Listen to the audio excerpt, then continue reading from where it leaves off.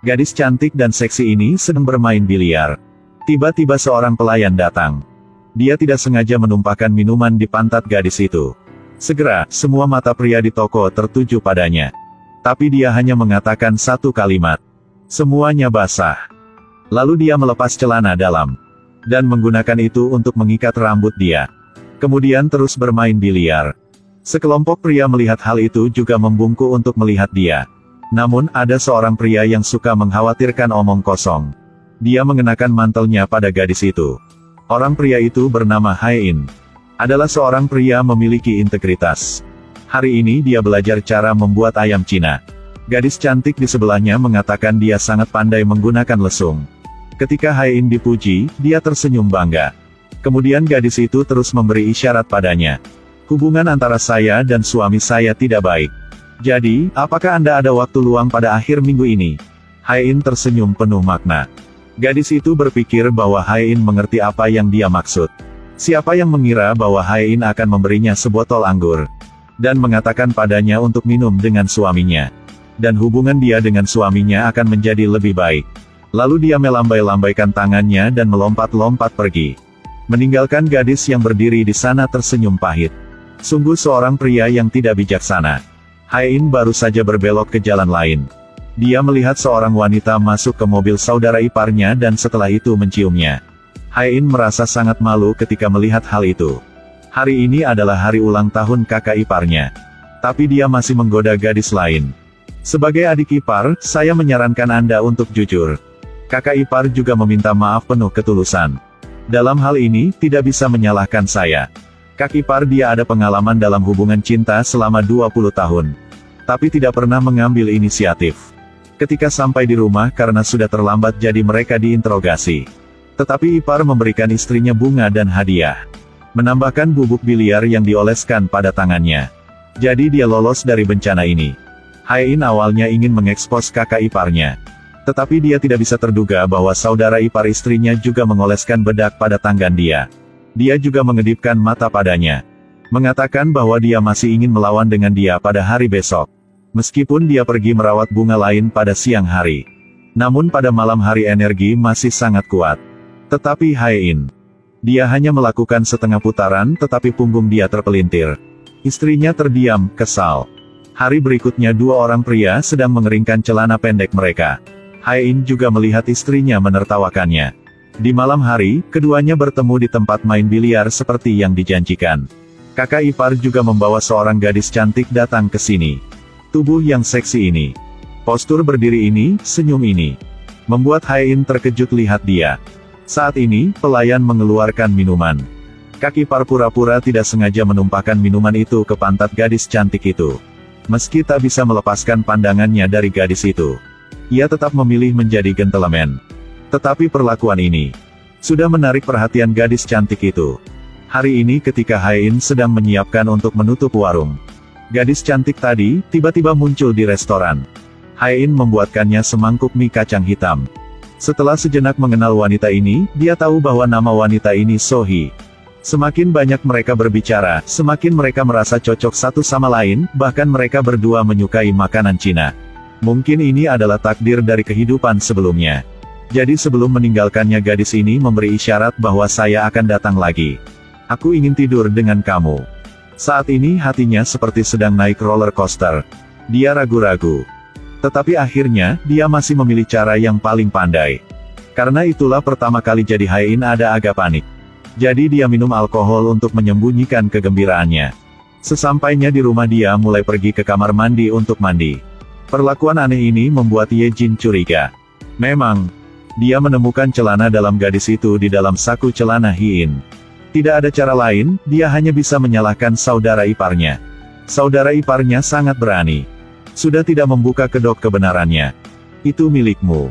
Aku mau memakainya jadi aku sudah membeli. Akhirnya, saudara ipar harus diam-diam menderita pertempuran sendirian. Hae-in datang menemukan saudara iparnya untuk meminta maaf. Tapi tidak menyangkai saudara iparnya tidak marah. Adalah seorang playboy. Menghadapi dengan hal-hal seperti ini hanya adalah masalah kecil. Keesokan harinya dia membelikan istrinya tas baru. Istrinya sangat senang. Dia membawa tas ke pasar untuk pamer. Tapi siapa tahu gadis ini tidak bisa melihat barangnya. Sehingga membuat orang istri itu menjadi malu. Dia hanya bisa membawa tas pulang rumah. Hasilnya dia hanya berbalik, dia mengalami kecelakaan. Kakak ipar yang malang kehilangan istrinya. Ada seorang istri yang cantik seperti bunga tapi dia tidak hargai. Ketika itu sudah hilang, dia baru saja merasa menyesalinya. Dia mulai menjalani kehidupan. Minum alkohol setiap hari. Ye Jin tidak tahan melihat kakaknya seperti itu. Jadi dia menasihatinya untuk pergi keluar mencari kesenangan seperti dulu. Kakak ipar mengira bahwa Hae In memberitahu adiknya. Ye Jin berkata, sebenarnya, kakak ipar sudah tahu semua tentang kakak di luar. Hanya karena keluarga jadi dia sudah pilih untuk bersabar. Dengan kalimat ini, itu membuat dia merasa lebih menyesal. Jadi dia membawa sebuket bunga untuk meminta maaf kepada istrinya. Tetapi menemukan di depan makam ada buket bunga dari orang lain. Hal ini membuat dia merasa ada yang tidak beres. Dia cepat-cepat pulang rumah dan buka kabinet. Hal yang tak bisa terduga, dia selalu memikir dia sendiri diri adalah playboy. Tapi orang yang masih tidur dengan dia, bahkan level istri dia lebih tinggi dari dia. Keesokan harinya, saudara ipar datang ke makam untuk menunggu. Akibatnya, dia memang bisa bertemu pria itu. Dia sedang menyiapkan memberinya sebuah pelajaran untuk orang pria ini. Tapi dia dimarahi oleh pria ini. Dia bilang bahwa apakah Anda tahu betapa istri Anda mencintai Anda? Dia selalu berkorban untuk keluarga. Tapi suaminya selalu menggoda gadis lain di luar. Selalu meninggalkan istrinya sendirian di kamar. Dia juga merasa sangat kesepian. Meskipun kalimat ini bermaksud sangat menghina. Meskipun itu berarti lebih banyak penghinaan. Kakak ipar meraih kerahnya. Tapi tinju ini yang terangkat akhirnya jatuh. Sedangkan, Hin di sini karena bisnis restorannya tidak bagus. Jadi saya selalu dimarahi oleh Ye Jin. Hae-in sangat pusing. Dia jelas ingin membuka restoran makanan Cina. Karena Anda tidak setuju. Semakin dia memikirkannya, semakin bingung. Ketika memikirkannya, Sohee masih adalah orang yang paling mengerti dia. Jadi dia berinisiatif untuk datang ke rumah Sohee. Sohee masih adalah orang terbaik untuknya, tidak hanya bermain dengannya. Tetapi juga membuat sebuah meja makan makanan Cina untuknya. Dan yang paling penting adalah juga bisa mengemudi di hutan. Saya katakan, kalau pengemudi harus mengemudi secara hati-hati. Mengapa membuat hal ini? Membuat baik pria maupun wanita tua pergi jogging. Dan berhenti di sini untuk menonton tanpa bergerak.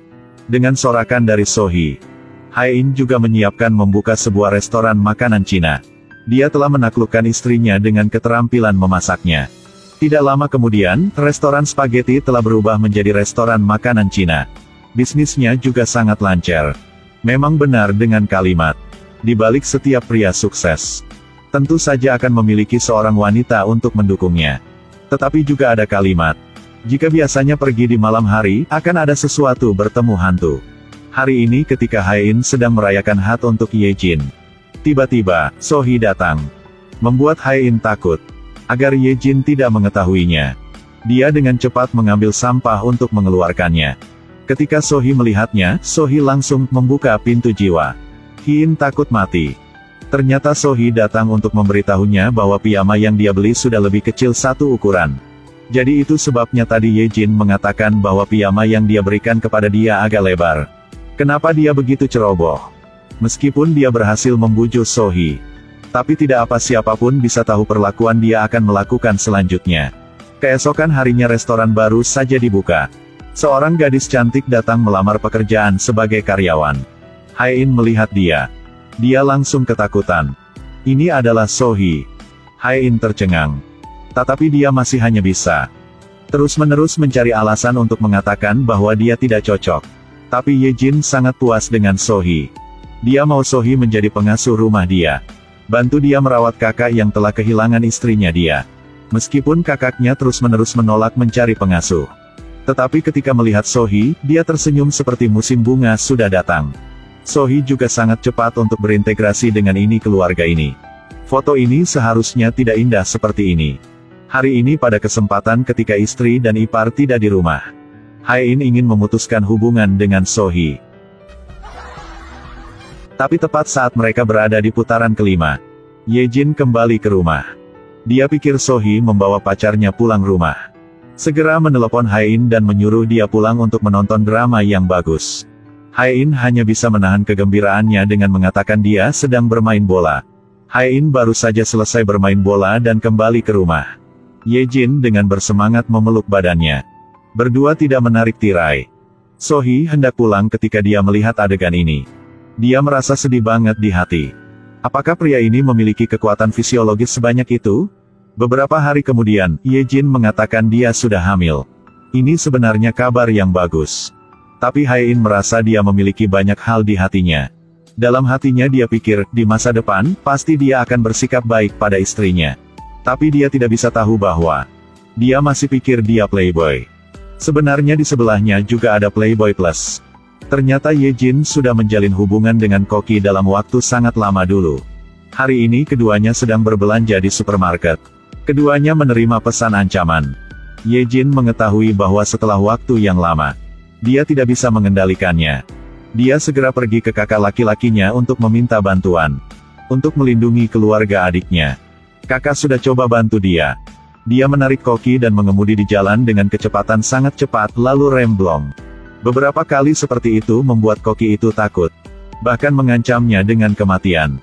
Koki itu benar-benar takut. Dan berkata dia akan segera meninggalkan tempat ini. Hae-in di sini juga tidak punya waktu luang. Dia mengundang So-hee ke restoran bintang 5. Dia harap berdua cinta dan putus dengan bahagia. Lagi pula dia sudah menikah. So-hee ketika melihat dia memutusnya. Dia menjadi marah. Pelayan, Anda membawa semua makanan ke sini. Bahkan membagikan alamat restoran. Ye-jin dan ipar membaca kabar ini. Mereka pergi ke restoran dengan cepat. Hae-in melihat istrinya datang. Buru-buru bersembunyi di tanah. Kemudian berkat gerobak makanan, dia lolos. Ketika hendak pergi keluar, dia cepat merebut iparnya. Kak harus menyelamatkan saya. Saya berjanji untuk menjadi orang yang baik mulai sekarang. Tujuan kakak iparnya datang ke sini. Awalnya ingin adiknya memiliki keluarga yang lengkap. Tapi dia melihat permintaan maaf yang tulus dari Hae-in. Jadi jangan ragu untuk membantu adiknya. Ipar hanya perlu melakukan satu hal dan menyelesaikan kedua masalah. Dia tidak ragu untuk duduk di tempat duduk adik iparnya. Memegang tangan So-hee dan mengucapkan banyak kata-kata menyentuh hati. Yang membuat baik So-hee maupun Ye-jin tidak mengerti apa sedang terjadi. Bahaya Hae-in terpecahkan. Cinta antara dua orang lebih kuat. Kakak ipar juga berhasil membuat So-hee jatuh cinta pada dia. Dan inilah gambaran keluarga bahagia ada 4 anggota. Lihat adegan ini, saya tidak merasa dingin tetapi juga menggigil.